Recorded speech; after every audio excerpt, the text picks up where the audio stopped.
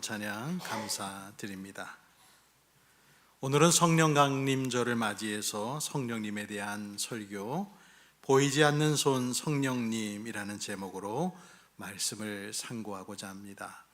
1990년쯤에 할리우드 영화 사랑과 영혼이라는 영화가 개봉되었었습니다. 남자친구가 억울하게 죽고 나서 영혼으로 여자친구에게 나타나서 위험을 경고해주고 구해준다는 단순한 이야기였습니다. 남자 주인공 샘은 여자 주인공 몰리와 정말 진정한 사랑하는 사이였는데, 이들의 애절한 사랑 이야기는 영혼과 육체의 그 넘을 수 없는 벽이 주는 안타까움을 통해서 감동이 배가 되었습니다. 영혼으로 여자친구 옆을 맴도는 이 영화의 속의 남자 주인공은 손으로 사랑하는 여자친구를 만지려고 해도 만질 수가 없었고, 조그마한 물건 하나도 영혼의 힘으로는 옮길 수가 없었습니다. 영혼과 육체에 넘을 수 없는 선 때문이었던 것이죠. 육체인 사람은 영혼만으로는 어떤 힘을 쓸 수 없습니다. 그렇지만 본래 영으로 존재하시는 우리 하나님께서는 육체가 없어도 그 능력을 완전하게 발휘하시는 분이십니다. 말씀으로 온 우주를 만드신 하나님께서는 어제나 오늘 그리고 영원히 영으로서 존재하시면서 눈에 보이는 모든 물질계와 아울러 보이지 않는 세계까지도 다스리고 계신다고 성경은 증언합니다.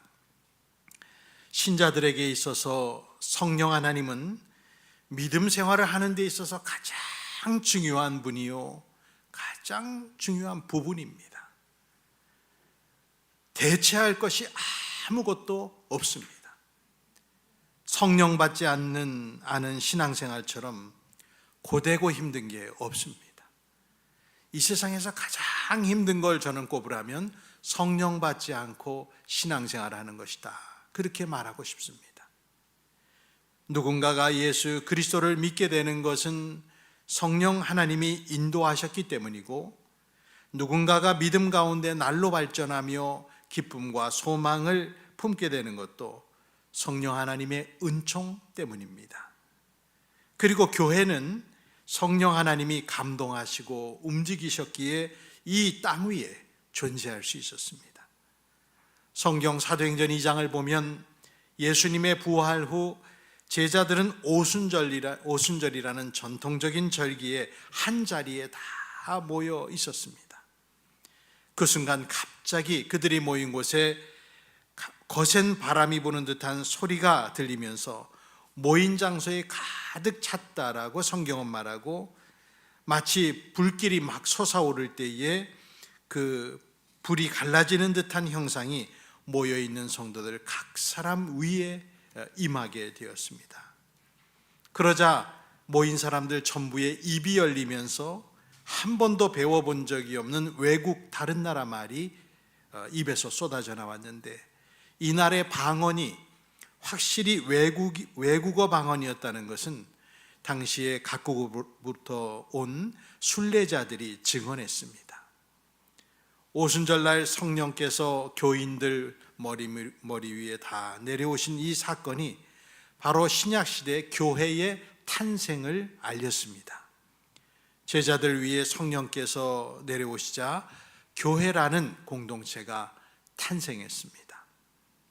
오늘 성령 강림 주일에 비록 우리 눈에는 보이지 않으시나 가장 분명한 확실한 성령님의 도움과 역할을 우리들이 기억해 봤으면 좋겠습니다. 첫째는 성령 하나님은 누구신가? 보혜사, 다른 말로 하면 돕는 분이십니다. 예수께서는 직접 성령을 언급하시면서 성령이 어떤 존재인가를 알려주시기를 요한복음 14장 16절에서 17절에 우리 한 목소리로 읽습니다. 내가 아버지께 구하겠다. 그리하면 아버지께서 다른 보혜사를 너희에게 보내셔서 영원히 너희와 함께 계시게 하실 것이다. 그는 진리의 영이시다. 세상은 그를 보지도 못하고 알지도 못하므로 그를 맞아들일 수가 없다. 그러나 너희는 그를 안다. 그것은 그가 너희와 함께 계시고 또 너희 안에 계실 것이기 때문이다. 믿으시기를 주의 이름으로 축복합니다.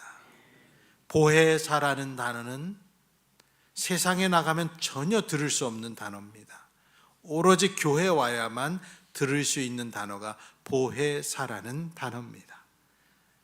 공동번역 성경엔 협조자라고도 번역되어 있습니다. 이 보혜사라는 말은 교회에서 많이 들어봤지만 뜻이 한 번에 파악되지 않는 표현으로 느껴집니다. 신약 성경이 기록된 언어인 이 헬라어의 파라클레이토스라고 하는 그런 단어를, 한자어를 이용하여 최대한으로 의미를 살려본 말이 보혜사라는 단어입니다. 보통 파라클레이토스라는 원어의 표현은 우리말로 번역될 때는 변호자나 위로자, 돕는 자, 중재자, 상담자, 카운셀러, 이런 여러 가지 의미로 번역이 되는데, 가장 넓게 복합적인 이 의미를 받아들여서 일반적으로 성령님의 역할을 생각한다면 돕는 자, 돕는 분, 위로자, 변호자로 번역하는 게 적절합니다. 우리 선조들이 한자어, 한문을 활용해서 번역한 걸 생각하면 보혜사는 보호하시고 은혜를 베푸시는 스승을 의미하죠. 여기 계신 여러분들은 신자로 살면서 성령님을 돕는 분으로서 인식하고, 그리고 지금 여러분의 신앙생활에 성령의 도움을 받고 있는가? 그렇게 질문을 드려봅니다. 예전에 우리가 조금 더 어려웠을 시절에 가장 많이 듣던 말 중에 하나가, 사회생활하면 빽이 있다 없다, 이 말을 굉장히 많이 했던 걸 저는 기억합니다. 누가 빽이 있느니 누가 빽이 없느니, 그 빽이 있고 없고는 회사 생활부터 군 생활, 사회생활 전반에 영향을 미쳤습니다. 사소한 행정 처리도 든든한 빽에게 전화 한 통 하는 것만으로 풀리곤 했습니다. 그러한 옛날 우리 문화 가운데서 자연스럽게 우리 아버지가 누군 줄 아냐, 우리 삼촌이 누군 줄 아냐, 우리 할아버지가 누군 줄 아냐, 그러면서 전부 자신이 든든한 빽이 있다는 걸 어디 가면 자랑하는 그런 말들을 흔히 하곤 했는데, 지금 생각하면 참 옳지 않은 생각들이었습니다. 이러한 세상의 빽, 사회생활을 순탄하게 풀리게 하는 배후 권력 같은 것이 아니라 내 믿음의 여정 중에 큰 도움을 주실 분이 바로 성령님, 성령 하나님이십니다. 이 성령님은 믿는 자를 보호해 주시고 은혜를 베푸실 인도자이신데, 이런 귀한 분을 알지 못하고 더군다나 모시지 않고 산다는 것은 신자 개개인에게 있어서는 그처럼 크나큰 손실이 없습니다. 여러분 가운데서 아직 성령 하나님을 잘 모르고 체험한 적이 없는 사람이 있다면 부디 성령 하나님의 돕는 손길을 꼭 체험하시기를 주님의 이름으로 축복합니다.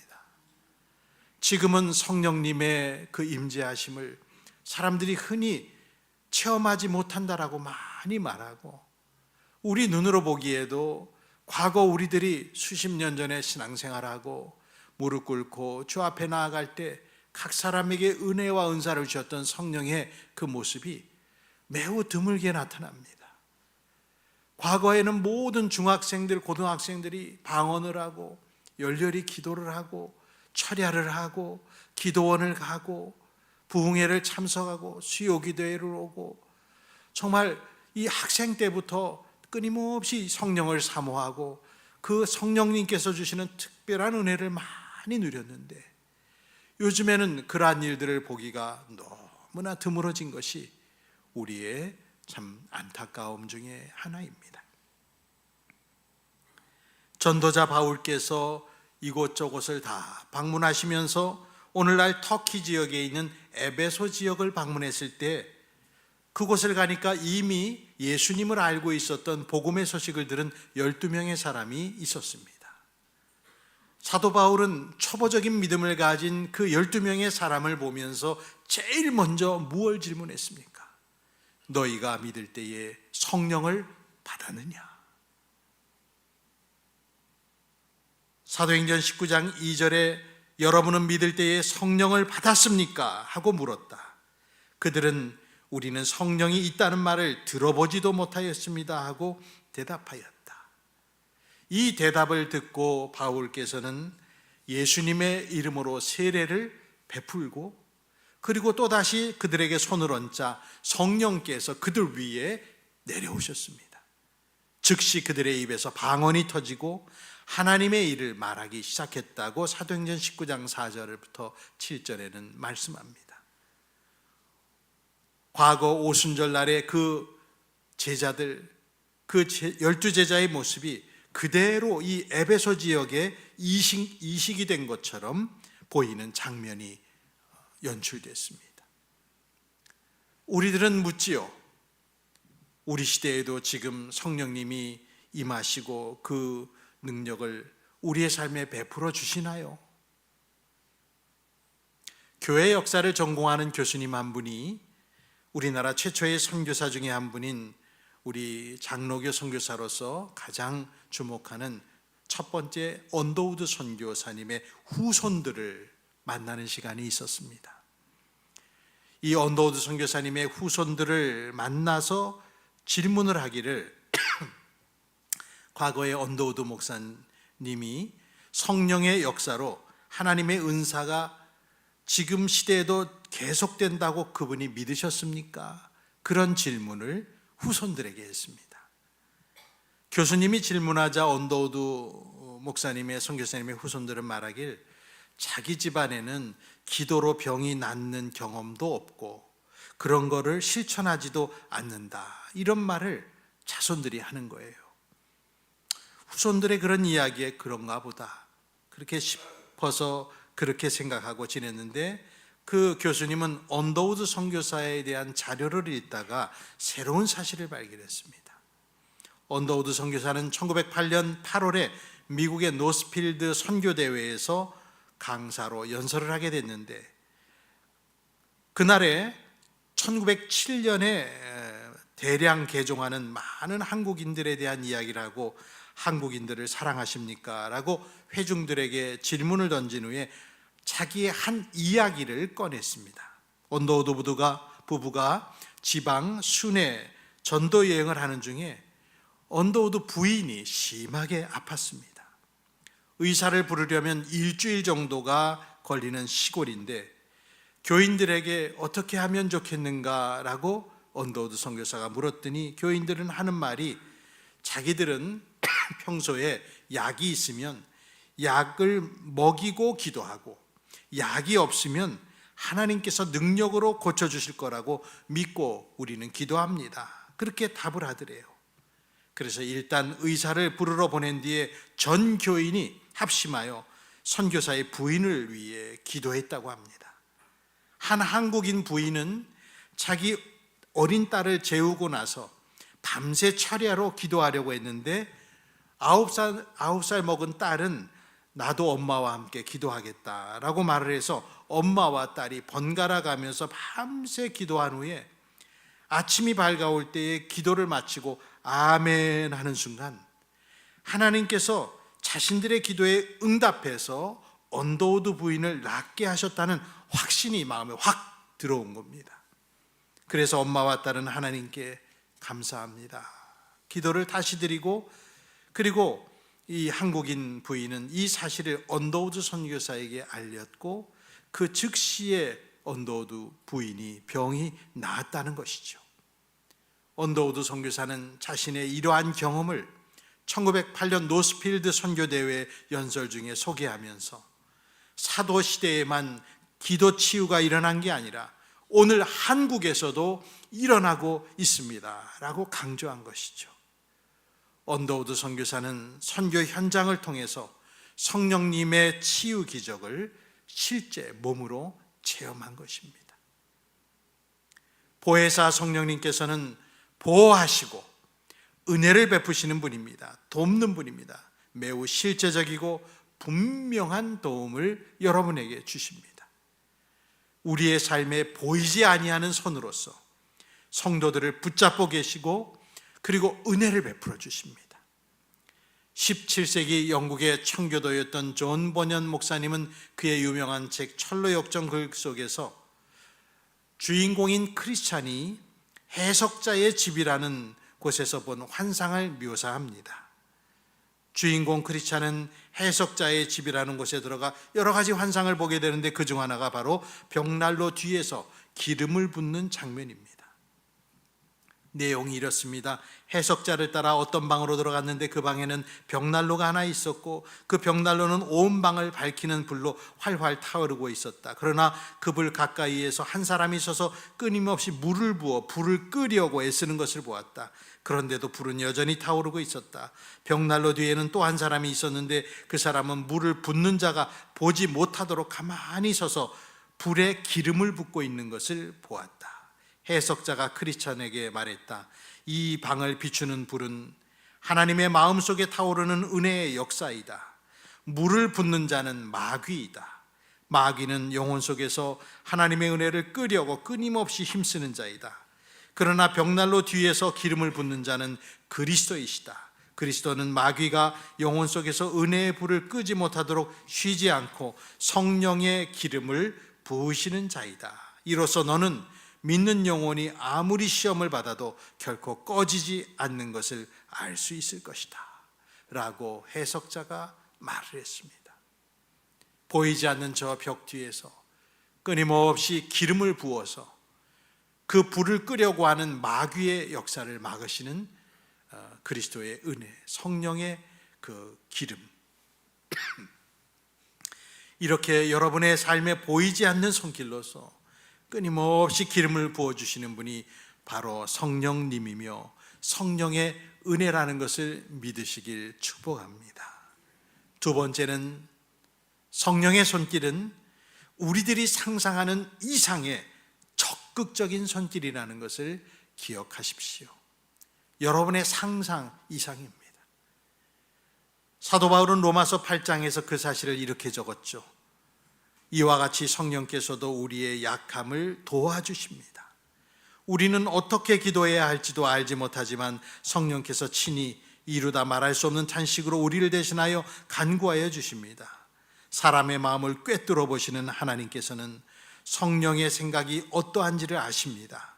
성령께서 하나님의 뜻을 따라 성도를 대신하여 간구하시기 때문입니다.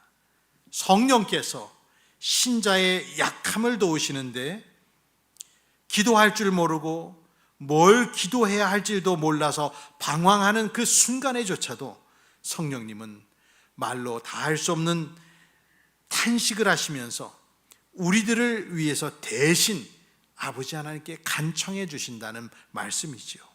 그리고 27절 9절에 알려주신 대로 하나님의 뜻에 맞게 성령님이 성도들을 위해서 대신 간청하고 계시다고 말씀합니다. 이것은 우리의 상상을 뛰어넘는 적극적인 성령님의 은혜입니다. 나 대신에 하나님께 나를 위해 대신 간청하는 기도를 하신다니 도대체 이게 무슨 은혜입니까? 우리가 이런 은혜를 받을 자격이 있습니까? 이것은 상상 이상의 성령님의 매우 적극적인 손길이 성도들의 삶에 강권적으로 부어지고 있다는 증거입니다. 성경을 통해 보게 되면 하나님의 도움의 손길이란 우리를 빤히 쳐다보시면서 어디 잘하는지 잘 구하는지 한번 두고 보자, 그런 식으로 보시면서 방관자적으로 도와주시는 도움이 아니라는 것입니다. 여러분, 진정한 삶의 도움이 뭘까요? 우리가 길을 잃어 헤매고 무엇을 해야 하는지조차도 생각하지 못하는 때 다가오는 게 진짜 도움 아니겠습니까? 구약 열왕기서에 엘리사 선지자 이야기가 있지요. 엘리사 선지자가 전도를 위해서 오가는 길에 한 부유한 여인이 늘 엘리사를 대접했습니다. 그것을 갸륵하게 여긴 엘리사는 하나님께 구하여 그녀에게 자식이 없는 걸 알고 자식이 있도록 그에게 기적을 베풀었고, 그러나 그 자식은 어느 날 아프다고 소리를 지르더니 그만 죽었습니다. 그런데 그 죽은 아들도 엘리사가 살려주는 놀라운 기적을 그 여인에게 베풀었죠. 뿐만 아니라 선지자는 그 여인에게 이 땅에 7년 기근이 오니 잠시 7년 동안 다른 데 가서 피했다가 와라 라고 조언을 해줘서 그 여인은 7년간 고향을 떠나 살다가 기근이 끝나자 돌아왔는데, 이전에 부유했었던 이 여인은 이미 재산은 다 남에게 돼버렸습니다. 그래서 절박한 마음을 가지고 왕에게 찾아가서 자기 집과 밭을 돌려달라고 호소를 하러 찾아갔는데, 왕궁에를 도착한 그 순간에 뭐가 있었냐면, 왕이 이야기를 누구와 나누고 있었나 하면 엘리사 선지자의 시종인 게하시라는 시종과 대화를 주거니 받거니 하면서 무슨 얘기를 했는가? 엘리사 선지자가 과거에 한 여인의 아들을, 죽었던 아들을 살렸습니다, 이 얘기를 막 하는데, 그 순간 그 찰나에 그 이야기의 주인공 되는 이 수넴 여인이 왕 앞에 자기의 억울함을 호소하러 온 것이죠. 여러분, 어떻게 이런 기가 막힌 타이밍이 가능할 수 있겠습니까? 마치 누군가 옆에서 기다리고 있다가 야 기다려 지금, 그러고 들여보내면서 어떤 연극의 한 장면을 완성하는 것 같은 기가 막힌 타이밍입니다. 이 장면은 단순한 우연이 아니라 하나님의 섭리적인 개입이라는 것을 보여줍니다. 저와 여러분이 만난 것도 하나님의 놀라운 섭리적인 개입으로 만난 것이요, 제가 이 교회를 와 목회하는 것도 하나님의 보이지 않는 손과 그 역사가 저를 이끈 것이요, 여러분이 오늘날 여러분의 형편 속에 지금의 모습으로 살아가는 것도 놀라우신 하나님의 적극적인 개입의 손이 있었기 때문입니다. 성령님의 손길은 여러분이 생각하는 상상 이상의 적극적인 개입입니다. 이 놀라운 성령의 도움의 손길을 잘 알고 계신 예수님은 자신이 가고 나서 성령께서 오시는 게 제자들에게 유익하다는 것을 제자들에게 말하시기를 요한복음 16장 7절에 내가 너희에게 실상을 말하노니 내가 떠나가는 것이 너희에게 유익이라. 내가 떠나가지 아니하면 보혜사가 너희에게로 오시지 아니할 것이요 가면 내가 그를 너희에게로 보내리니. 예수님 대신에 더 큰 은혜와 사랑을 베푸실 보혜사, 그분이 오는 게, 내가 가고 그분이 오는 게 더 너희에게 유익이다 말씀하신 거죠. 성령님의 손길과 도움은 믿는 사람들의 일생에 다른 어떤 것으로도 대체할 수 없는 능력의 원천입니다. 성령님은 신자에게 있어서 숨겨진 능력입니다. 숨겨져 있기 때문에 우리의 이성이나 감각으로 완전하게 그분을 파악할 수는 없지만, 성령님의 실제적인 역사와 능력은 삶 속에서 분명히 경험됩니다. 이것이 기독교인의 신앙생활의 묘미입니다. 이 맛을 아는 사람은 믿음을 갖는 것이고, 이것을 영원히 모르는 이들은 시들해져서 주의 곁을 떠나 믿지 아니하는 자가 되는 것입니다. 20세기 미국의 영감 있는 설교자였던 A.W. 토저 목사님은 성령님의 실제적이고 경험적인 임재와 사역을 강조하시면서 성령님의 신비하고도 능동적인 역사에 대해 깊이 있게 글을 썼습니다. 토저 목사님은 말하기를 성령님께서는 인간의 마음을 움직이시고 죄를 책망하며 진리로 인도하고 그리스도의 형상을 닮아가게 하는 미묘하지만 강력한 사역을 하신다, 그렇게 설교했습니다. 이것은 마치 보이지 않는 손이 인간의 영혼을 조각하고 빚어가는 과정과 유사합니다. 여러분 생각하십시오. 우리 교회와 여러분의 믿음이 보이지 않는 손인 성령님에 의해서 오늘도 빚어지고 또 큰 도움을 얻으며 지속되고 있다는 사실을 여러분 꼭 생각하시기 바랍니다. 우리 감각으로는 잘 포착할 수 없을지도 모르나 우린 그것을 믿음으로 바라봐야 됩니다. 히브리서 11장은 믿음은 바라는 것들의 확신이요 보이지 않는 것들의 증거라고 말했고, 믿음으로 우리는 세상이 하나님의 말씀으로 지어졌다는 것을 깨닫고 보이지 않는 것은 나타나 있는 것으로 된 것이 아니라고 히브리서 11장에 말씀했습니다. 여러분이 성경을 읽을 때도 성령의 도움을 구하셔야 됩니다. 성경은 단순한 지적인 탐구의 대상이 아니라 영적인 책입니다. 그래서 성령의 도움이 없이는 이 책을 아무리 읽어도 뜻을 알 수 없습니다. 물론 그 문장의 독해는 가능할지 모르나 그 글자를 통해서 우리에게 영생을 비추어 주시는 것은 성령의 도움 없이는 그 누구도 성경을 보면서도 깨달을 수 없습니다. 성령님은 우리가 진리를 깨닫고 그 진리 안에서 자유를 누리도록 이 순간도 인도해 주시는 분입니다. 오늘 세례 받으실 분들이 여기 있죠. 저는 이 세례 받을 분들이 여러분의 삶을 성령님께 의탁하기를 간절히 바랍니다. 성령님의 도움을 구하십시오.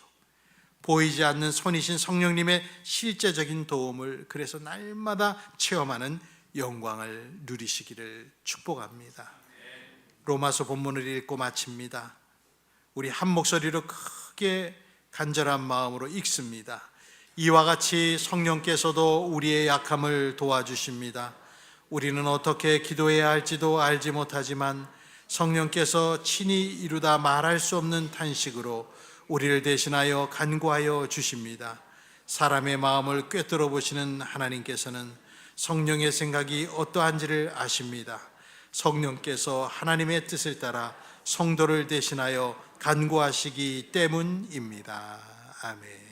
기도합시다. 삼위일체 성삼위 하나님, 오늘 성령 강림절을 맞이했습니다. 예수께서 부활하신 후 50일째 되는 날 오순절에 주의 제자들 위해 전무후무한 성령의 기름 부음을 허락하시고 교회를 교회되게 하신 주님, 오늘 저희 교회와 성도들도 같은 은혜를 누려야 바르게 설 수 있사오니 이곳 저희들 각 사람 위에 주님의 성령을 부어 주옵소서. 예수를 확신케 해주시고 믿음을 지키게 하시고 기적을 맛보며 하나님의 영원하심과 능력을 손에 만지듯 느끼는 주님과 교통하는 믿음을 주시옵소서. 특히 오늘 세례받을 이들에게 무한한 은혜를 주심으로 주님을 믿고 살며 기쁨과 소망을 누리게 하옵소서. 감사하며 예수님의 이름으로 기도합니다. 아멘. 이 시간 세례 입교를 베풀도록 하겠습니다. 먼저는 입교식입니다. 어린 시절에 유아 세례를 받고 14세가 되어서 이제 입교하는 학생인데요. 한 명이 오늘 있습니다. 먼저 호명하겠습니다. 우리 최한율, 일어나세요. 이 자리에 일어선 사랑하는 교우 여러분, 여러분은 유아 세례를 받음으로 어린 시절부터 교인이 되었고 부모의 약속과 헌신으로 하나님의 은혜 언약의 유산을 이어받은 자녀로서 확증받은 자들입니다. 이제 여러분은 정한 나이가 되어 스스로 자신의 신앙과 삶에 대한 책임과 특권을 누릴 자가 되기를 원하고 있습니다. 이에 당회는 여러분의 신앙을 문답하였고 그 결과 충실하고 적절한 신앙을 고백하였으므로 이제 여러분을 입교인으로 허락하고자 합니다. 성삼위 하나님이 여러분의 마음에 함께 하시기를 기도하며 이 시간 진실한 마음으로 서약하는 시간을 갖겠습니다. 제가 서약하는 질문에 오른손을 들고 아멘으로 대답하시면 되겠습니다. 질문합니다. 당신은 유아 때 부모님이 대신한 신앙 고백과 서약으로 세례를 받았는데 이제는 장성했으므로 그 고백과 서약을 자신의 것으로 삼고 성실히 지킬 것을 확실히 서약합니까? 당신은 자신이 하나님 앞에서 죄인인 줄 알며 당연히 그 죄값으로 정죄를 받아 마땅하지만 오직 하나님의 자비하심으로 구원에 이른 소망의 사람이 된 것을 분명히 인정합니까? 당신은 창조주 하나님을 믿으며 그 독생자 예수 그리스도가 유일한 구주이심을 믿고 성령을 믿음으로 하나님이 삼위일체이심을 확실히 믿습니까? 당신은 지금 성령의 인도하심을 따라 모든 죄를 버리고 그리스도 예수의 가르침과 모범을 따라 살기로 작정합니까? 네, 마지막 질문. 당신은 교회 지도를 따라 교인의 의무와 권리를 옳게 행하고 교회의 관할과 치리에 복종하고 교회의 화평과 덕을 세우는 데 힘쓸 것을 서약하십니까? 네, 손 내리십시오. 제가 기도하겠습니다. 사랑의 하나님 아버지, 부모님의 신앙을 이어받아 자신의 신앙을 고백하게 하시고 성령 안에서 거룩하게 자라서 이렇게 입교하게 하심을 감사합니다. 이제 주님 나라에 이를 때까지 믿음으로 살고 주님을 섬기며 복음을 전하도록 성령으로 인도해 주시옵소서. 예수님의 이름으로 기도합니다. 아멘. 잠깐 서 계세요. 공포합니다. 이제 하나님 앞과 온 교우들 앞에서 그 신앙을 따라 성실히 서약하였기에 오늘부터 최한율은 대한예수교 장로의 소망인교회의 입교인이 된 것을 성부와 성자와 성령의 이름으로 공포합니다. 축하의 박수 한번 쳐주시죠.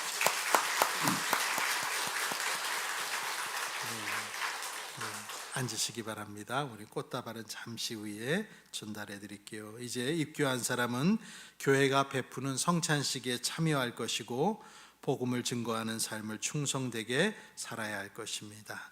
이제 이어서 세례식을 갖습니다. 두 분의 성함을 부를 때 일어서시길 바랍니다. 황행란, 김준례 두 분입니다. 세례는 그리스도의 은혜에 참여하고 그리스도와 연합하며 교회에 입문하는 거룩한 예식입니다. 이제 당회는 세례받기를 원하는 이들의 신앙을 잘 살피고 그 믿음과 신앙 경력이 세례받기에 합당하다고 보아 세례를 베풀고자 합니다. 모든 교우들께서는 이제 세례받을 이들을 한몸된 자로 받아 환영하면서 하나님께 영광을 돌리시기 바랍니다. 그리고 이들이 하나님의 말씀에 순종하여 교회의 법도를 지키고 섬기도록 존중하면서 협력하시기 바랍니다. 이제 세례받을 이들은 하나님과 성도들 앞에서 엄숙히 서약하는 시간을 갖겠습니다. 제가 질문할 때 손을 들고 아멘으로 대답하시기를 바랍니다. 오른손을 드시죠. 묻습니다. 여러분은 자신이 하나님의 진노를 면치 못할 죄인인 것을 인정하고 하나님의 은혜로 구원받는 것 외에 다른 소망이 없음을 믿으십니까? 여러분은 복음이 가르치는 바와 같이 예수님이 하나님의 아들이심과 죄인의 구주이심을 믿고 그분만을 의지하시겠습니까? 여러분은 성령 안에서 그리스도의 제자가 되어 그분의 가르침과 본을 따라 살기로 서약하십니까? 여러분은 교회의 지도를 따르고 교회의 덕과 화평을 이루는 일에 힘쓰며 교인된 의무와 권리를 바르게 행사하기로 서약하십니까? 아멘. 손 내리시기를 바랍니다. 제가 기도한 후에 세례 베푸는데요. 기도하겠습니다. 하나님 아버지, 크신 사랑과 은혜로 이들을 불러주시고 믿음을 주셔 오늘 세례받게 하심을 감사합니다. 이제 저들의 몸과 마음을 받으시고 친히 세례를 베푸시어 물과 성령으로 새롭게 하옵소서. 저들이 그리스도의 은혜를 힘입고 또한 그리스도와 연합하여 어떠한 고난과 인생의 역경을 만날지라도 하나님의 자녀로 승리하게 하옵소서. 예수님의 이름으로 기도합니다. 아멘. 세례를 베풀겠습니다. 두 분 앞쪽으로 나오시고요.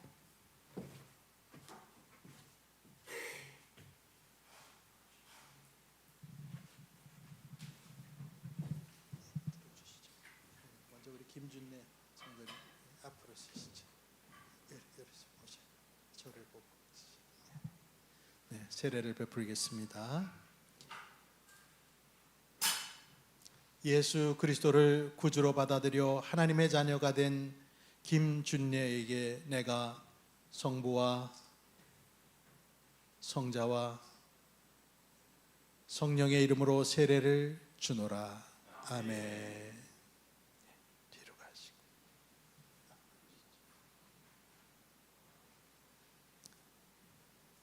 예수 그리스도를 구주로 믿어 하나님의 자녀가 된 황행란에게 내가 성부와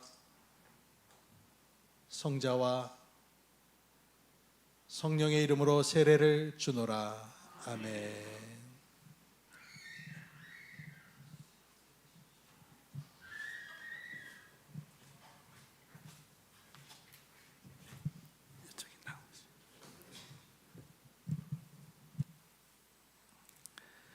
공포하겠습니다. 오늘 황행란, 김준례 이상 두 분은 하나님의 은혜로 세례를 받았으므로 이제 대한예수교 장로의 소마인 교회의 세례교인 된 것을 내가 성부와 성자와 성령의 이름으로 공포합니다. 아멘. 우리 축하의 박수와 꽃다발을 좀 전해주시고요. 꽃다발을 좀 전해주시고 우리 입교자에게도 좀 전해주시기를 바랍니다. 축하합니다. 세례 받음을 축하드립니다. 들어가시기 바랍니다. 감사합니다. 이제부터 여러분은 교회가 베푸는 성례식에 참여할 것이고 주님의 나라가 이 땅에 이를 때까지 복음을 전하며 주님께 더욱 충성하시기를 바랍니다. 오늘 세례 받으신 두 분은 그동안 신앙생활을 오래 하셨었는데 늘 기회가 이렇게 비껴가서 계속 오랜 세월 세례를 못 받으셨습니다. 그래서 오늘 그동안 오랜 세월 믿었지만 받지 못한 세례를 하나님의 은혜로 성령 강림절에 받게 되었습니다. 얼마나 기쁜지 모르겠습니다. 이 시간 이어서 계속 성찬을 나누도록 합니다. 228장 부르며 성찬을 준비하겠습니다.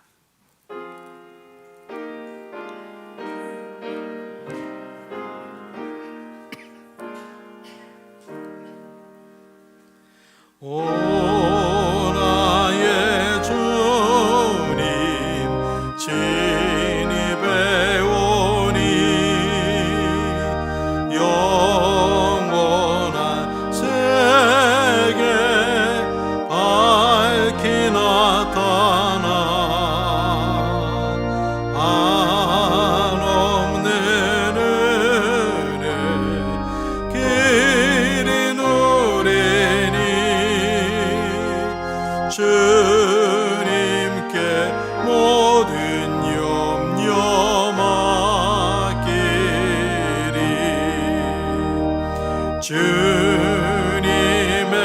떡을 내가 먹으며 주님의 잔을 내가 마시고 근심의 짐을 벗어버리니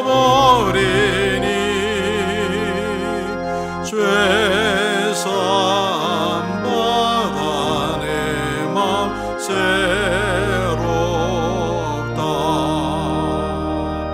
주 예수밖에 도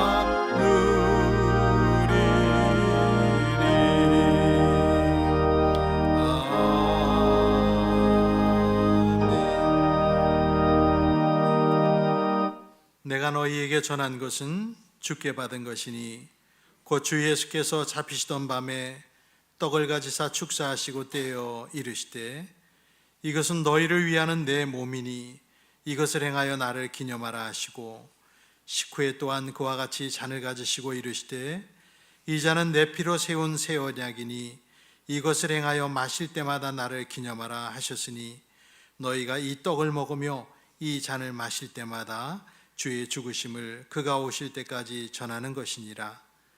그러므로 누구든지 주의 떡이나 잔을 합당하지 않게 먹고 마시는 자는 주의 몸과 피에 대하여 죄를 짓는 것이니라. 사람이 자기를 살피고 그 후에야 이 떡을 먹고 이 잔을 마실지니 주의 몸을 분별하지 못하고 먹고 마시는 자는 자기의 죄를 먹고 마시는 것이니라. 아멘. 오늘 성경이 말씀한 바와 같이 이 예식은 우리 구주 예수 그리스도께서 친히 세우신 것으로서 그리스도의 죽으심과 부활을 기억하며 성령 안에서 주님과 연합하는 예식입니다. 여러분, 이 성찬은 우리의 죄를 대속하신 예수 그리스도의 십자가 은혜를 생각하게 할 뿐만 아니라 주님과 영적으로 한 몸이 되는 예식입니다. 더 나아가서는 공동체적으로 하나님이 예비해 놓으신 천국 잔치에 미리 참여하는 예식입니다. 이 성찬식을 통해 주님은 우리에게 힘을 주시고 죄를 대적하게 하십니다.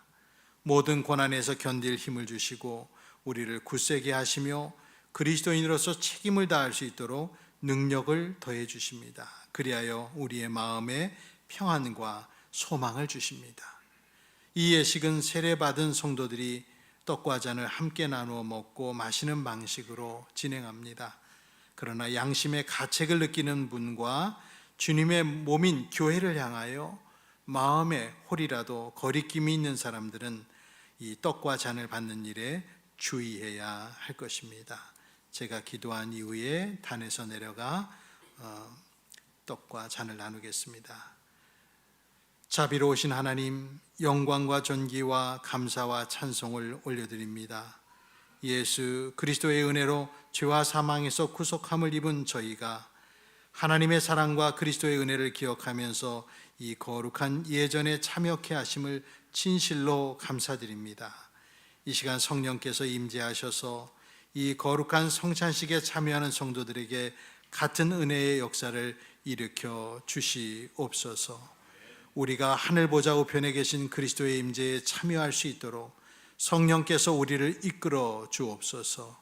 이 성찬식을 통해 주님의 몸과 피를 대할 때 심령이 새로워지게 하시고 우리의 삶이 변화되게 하시고 예수 그리스도의 고난과 죽으심, 부활과 승리를 체험하게 하옵소서. 그렇게 하여 주님 안에 더 깊은 영적인 연합과 교제와 사랑이 넘치게 하시며 승리하는 삶을 살게 하옵소서. 구주 예수 그리스도의 이름으로 기도합니다. 아멘.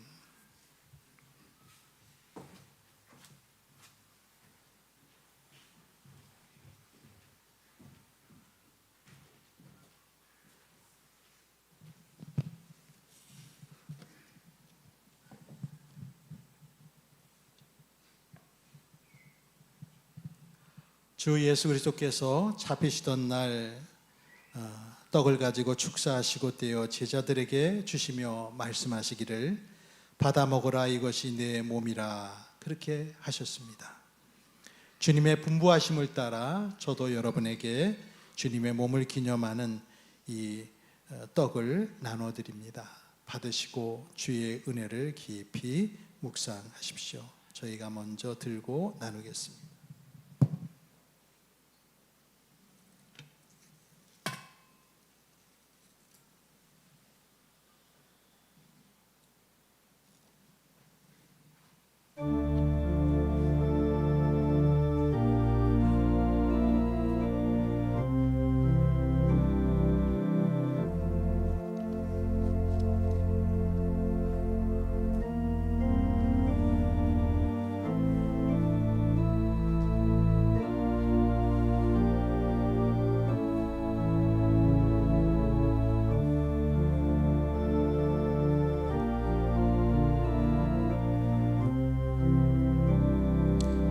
예수께서 그들에게 말씀하셨다.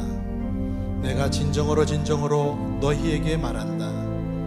너희가 인자의 살을 먹지 아니하고 또 인자의 피를 마시지 아니하면 너희 속에는 생명이 없다. 내 살을 먹고 내 피를 마시는 사람은 영원한 생명을 가지고 있고 마지막 날에 내가 그를 살릴 것이다. 내 살은 참 양식이요 내 피는 참 음료로다. 내 살을 먹고 내 피를 마시는 사람은 내 안에 있고 나도 그 사람 안에 있다.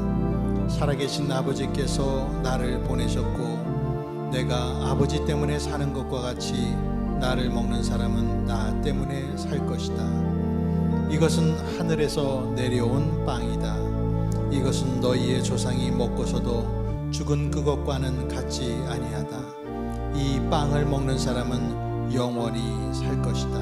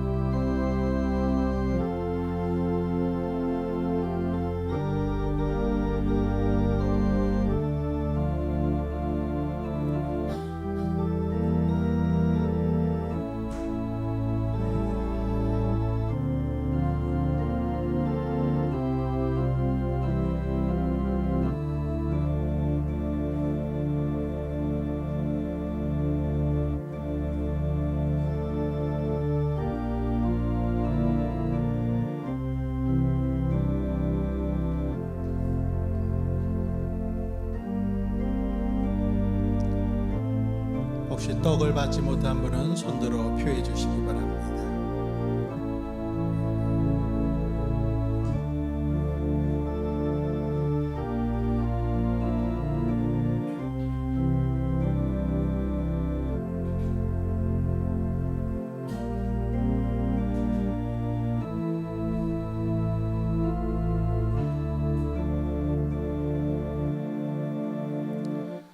우리 주님께서 식후에 잔을 가지시고 축사하신 후에 제자들에게 주시며 말씀하시길 이 잔은 내 피로 세운 새 언약이니 이것을 행하여 마실 때마다 나를 기념하라 하셨습니다.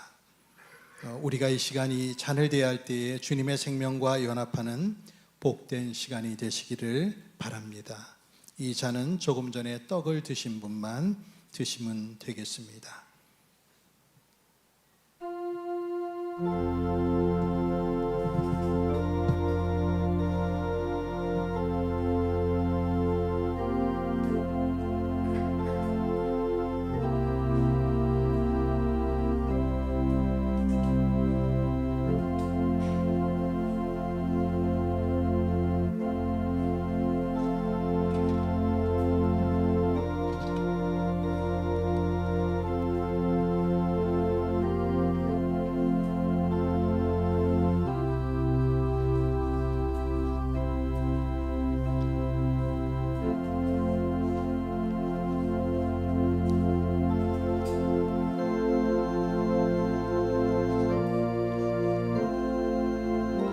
나는 포도나무요 너희는 가지이다. 사람이 내 안에 머물러 있고 내가 그 안에 머물러 있으면 그는 많은 열매를 맺는다. 너희는 나를 떠나서는 아무것도 할 수 없다. 사람이 내 안에 머물러 있지 아니하면 그는 쓸모없는 가지처럼 버림을 받아서 말라버린다. 사람들이 그것을 모아다가 불에 던져서 태워버린다. 너희가 내 안에 머물러 있고 내 말이 너희 안에 머물러 있으면 너희가 무엇을 구하든지 다 그대로 이루어질 것이다. 너희가 열매를 많이 맺어서 내 제자가 되면 이것으로 내 아버지께서 영광을 받으실 것이다. 아버지께서 나를 사랑하신 것과 같이 나도 너희를 사랑하였다. 너희는 내 사랑 안에 머물러 있어라. 너희가 내 계명을 지키면 내 사랑 안에 머물러 있을 것이다. 그것은 마치 내가 내 아버지의 계명을 지켜서 그 사랑 안에 머물러 있는 것과 같다. 내가 너희에게 이러한 말을 한 것은 내 기쁨이 너희 안에 있게 하고 또 너희의 기쁨이 넘치게 하려는 것이다. 내 계명은 이것이다. 내가 너희를 사랑한 것과 같이 너희도 사랑하여라.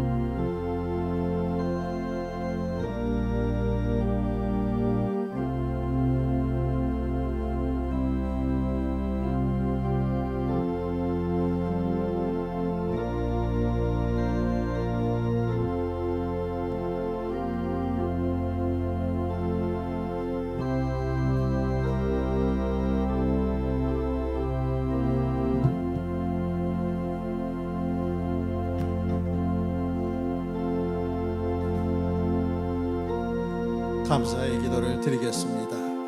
하나님 아버지, 우리가 성령의 임재 가운데 주님의 식탁에서 성찬을 받게 하심을 감사합니다.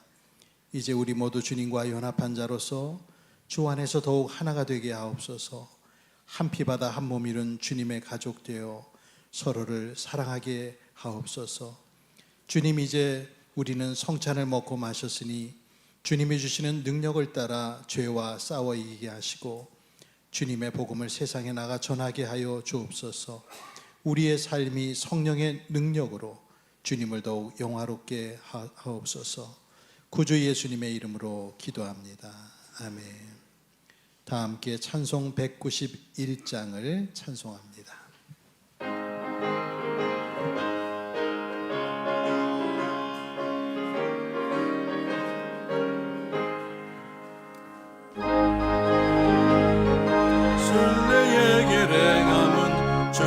발이 나를 안보함이요 내가 주의 큰 복을 받는 참된 비결은 주의 영이 함께함이라. 성령이 계시네 할렐루야 함께하시네. 좁은 길을 걸으며 밤낮 기뻐하는 것 주의 영이 함께함이라.